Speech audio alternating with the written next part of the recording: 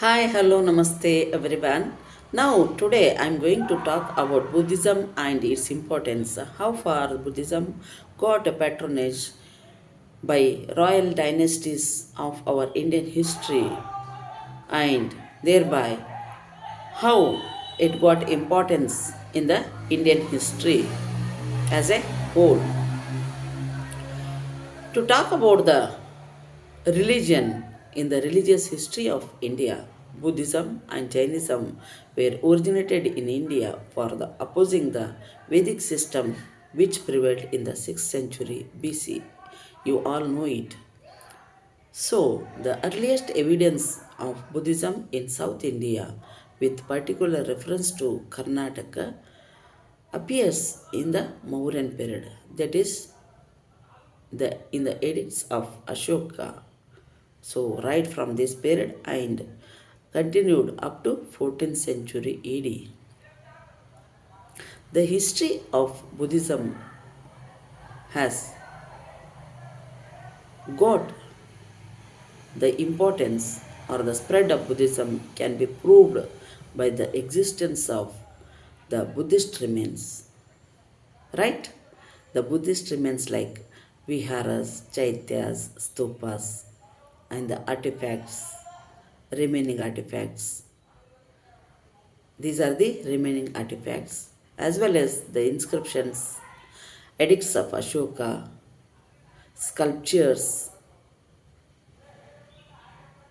and even manuscripts, which are called the secondary sources, which help us to reconstruct our history that is concerned to the Buddhism especially.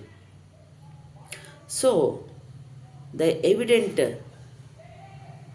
things or the evidences concerning to the Buddhism or the Buddhist sites are found in Banavasi, Chandravalli, Brahmagiri, Karli, Kanheri, Dambal, Kolivada, Kadri, and near Mysore, and these are the sites. And apart from that, many sites Brahmagiri, Nitturu, Udaigilam, Udaigiri, Maski, Ballari, Koppala, Chandragiri. These are the sites where we'll find the edicts of Ashoka.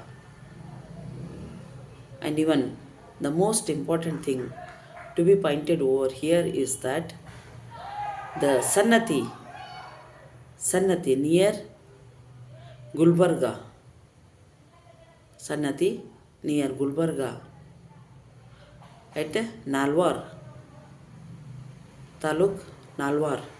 There we'll find numerous edicts concerning to the Buddhism belonging to the period of 2nd century, that is Shatavana period, 3rd and 2nd century of Shatavana period, which helps us to reconstruct our history which has disappeared in India. So these points will help us in many ways how our Buddhism has developed into a greater extent, especially when we analyze the things, when we read out the things, first, first hand information and second hand information, then we will understand how far the royal dynasties have helped us to spread the Buddhism, especially during the period of Mauryan dynasty, that is during Ashokan period, as I have already told you the thing.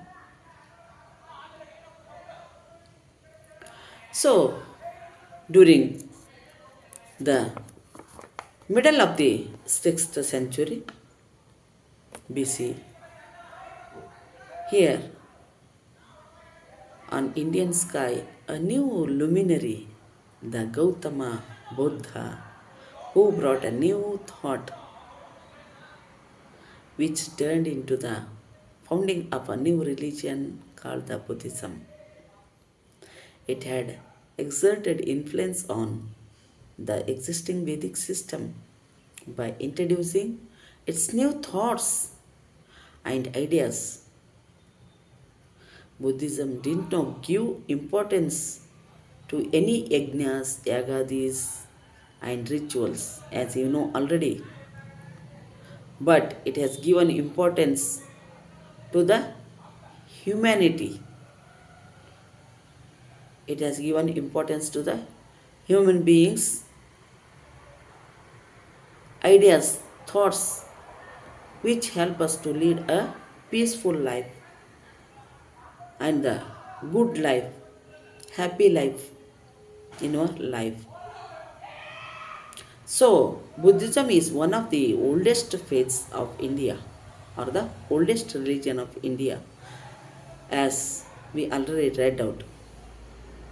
Historically, it is more than 2500 years ago, old historically, to be very frank with you, with the point that it is our Buddhism is the most oldest religion compared to other religions. It is ages 2500 years old. From the beginning of his very childhood, Gautama or Siddhartha, by his nature, he appeared distracted from the materialistic world. He advocated the theory of sannyasa, as you know, or the theory of renunciation. Renunciation means sacrificing everything or the material world, then becoming sannyasa or adopting sannyasatva. So, after the experiencing the misery of and suffering of the people and having experiences of suffering in the life, he started analyzing that life is suffering. If we will have too many desires and most selfishness, hence, in order to carry out this, in order to abdicate this, he proposed a right way for the solution of this suffering. He searched the right way. So, thereby, the religion and philosophy of early Buddhism was preached by Buddha to his disciples. In the beginning, he has expressed his thoughts, his ideas,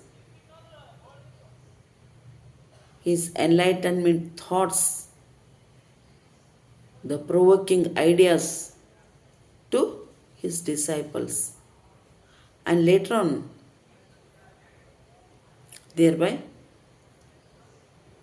his followers, they started preaching the Buddhistic ideas or the principles of Buddha to the whole world, especially Karnataka, as dealing with the I am dealing with the Karnataka Buddhism and its importance.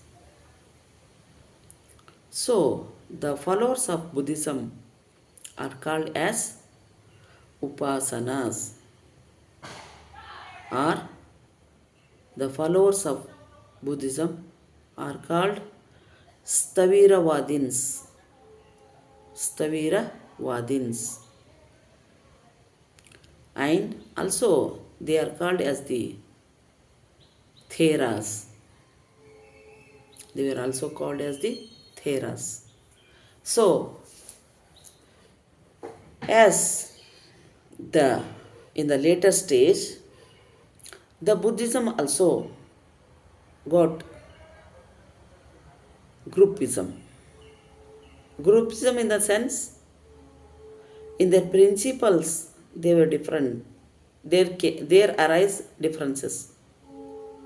In their principles, there arise differences of opinions. So thereby divided into two groups. One is Hinayana and another one is Mahayana. Hinayana and Mahayana.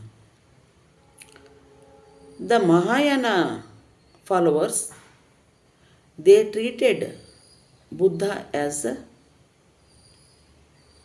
Mahan, in the sense they started to believe him as God, where Buddha has rejected godliness. In his principle, he was against the gods. He never believed in the existence of the God. So, the Mahayanists, they started believing Buddha as the God. That is the difference between Hinayana and Mahayana. Hinayanists, they treated Buddha as human being. They were particular about the principles of Buddha. They are particular in the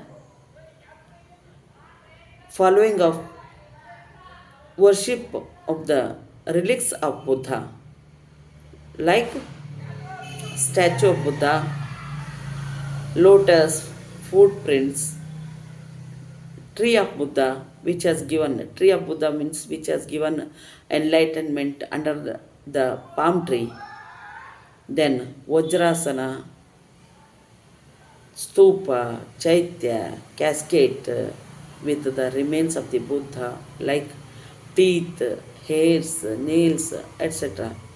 These were treated by Buddhist upasanas as the most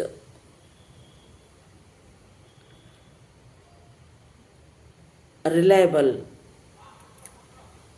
most holy forms of Buddha. So henceforth, they given more importance to these remainings. So, the fundamental principles of his teachings are represented by the Four Noble Truths. His simple and practical precepts appeared to the masses as they pertain to their daily life experiences, like their pain and pleasures, and also to their remedies.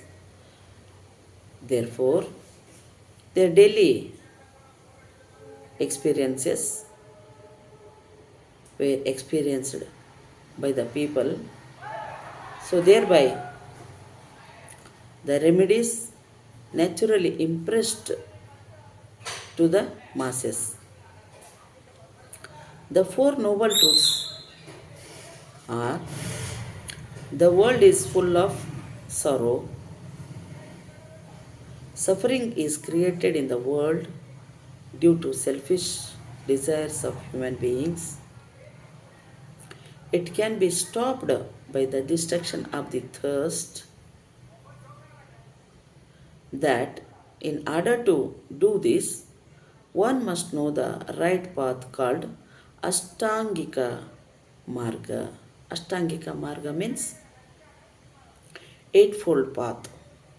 Means Buddha has given eight principles where we can follow the eight principles, then thereafter we'll get a